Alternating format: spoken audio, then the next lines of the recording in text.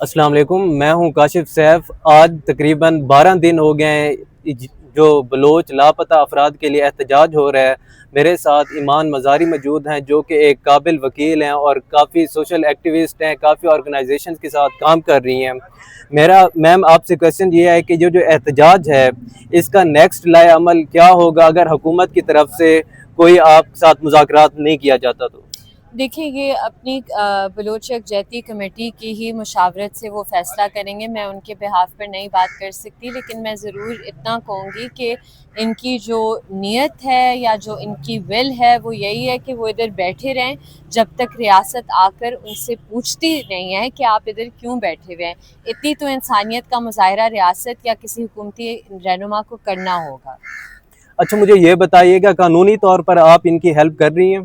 جی بالکل، کل رات کو بھی 2 لوگ پکڑے گئے تھے جہاں یہ رہائش پذیر ہیں اس ٹائم پر، جو ایجنسیوں سے تعلق رکھتے ہیں، اور انہیں تھانے میں لے کر گئے۔ ادھر پرچے کی درخواست تھی لیکن پرچہ درج نہیں ہوا، تو اب ہم اس کے خلاف بھی لیگل ریمیڈیز پرسو کر رہے ہوں گے۔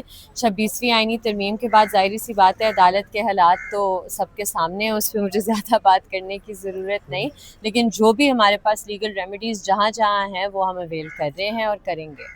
اچھا مجھے تھوڑا سا نا اس کا اپنا پوائنٹ آف ویو دیجیے گا، کیونکہ یہ معاملہ کوئی نیا معاملہ نہیں ہے، بہت عرصے سے چل رہا ہے، اور آپ اس کو سپورٹ کیوں کر رہی ہیں؟ دیکھیں، ہر انسان کو ان کے ساتھ آ کر بیٹھنا چاہیے۔ اگر کسی میں انسانیت ہے، کسی میں دل ہے، دماغ ہے، اللہ تعالیٰ نے آپ کو دماغ دیا ہے سوچنے کے لیے، آنکھیں دی ہیں دیکھنے کے لیے، کان دیے ہیں سننے کے لیے، تو اگر آپ نہیں دیکھ سکتے، سن سکتے تو بہت افسوس کی بات ہے۔ میری نظر میں جو اسلام آباد پنڈی شہروں میں رہتا ہے انہیں آ کر ادھر بیٹھنا چاہیے، ان کے ساتھ نہ صرف اظہار یکجہتی کرنی چاہیے لیکن ان سے بیسک انسانیت کا مظاہرہ تو کریں کہ یہ ہم F6 کے اتنے پوش سیکٹر میں ہیں، لیکن کوئی اشرافیہ جو ادھر ان کے بڑے بڑے گھر ہیں، کسی نے باہر آ کر اتنی زحمت نہیں کی کہ ان سے پوچھیں کہ جی آپ کو پانی کی ضرورت ہے۔ بزرگ جو خواتین ہیں انہیں اگر کسی نے باتھ روم استعمال کرنا ہے، کسی کو آئیڈیا بھی ہے کہ پچھلے 12 دنوں سے یہ کن حالات میں رہ رہے ہیں؟ بالکل، اور حکومت کی طرف سے ان کو کوئی فیسیلیٹیٹ نہیں کیا جا رہا جو رہائش۔ فیسیلیٹیٹ کیا، ان پر تو الٹا پرتشدد رویے اپنائے جا رہے ہیں، ان کی سرویلنس کی جا رہی ہے، انہیں ہراس کیا جا رہا ہے۔ یہ ادھر سے نکلتے ہیں پریس کلب سے لے کر رہائش گاہ تک ان کا پیچھا کیا جاتا ہے، ان کی ویڈیو بنائی جاتی ہے۔ آج بھی کبھی کوئی ٹاؤٹ آ جاتا ہے، کبھی کوئی کرائے کے مظاہرین آ جاتے ہیں، کبھی کوئی آ کر BLA کی مذمت مانگنے لگ جاتا ہے ان لوگوں سے جو پرامن مظاہرین ہیں جن کا BLA سے کوئی تعلق نہیں۔ اور پھر آج بھی جو پولیس ہے ان نے 12 آ کر ڈیمانڈ کیا بچوں سے، اسٹوڈنٹ سے کہ جی آپ اپنے شناختی کارڈ دیں۔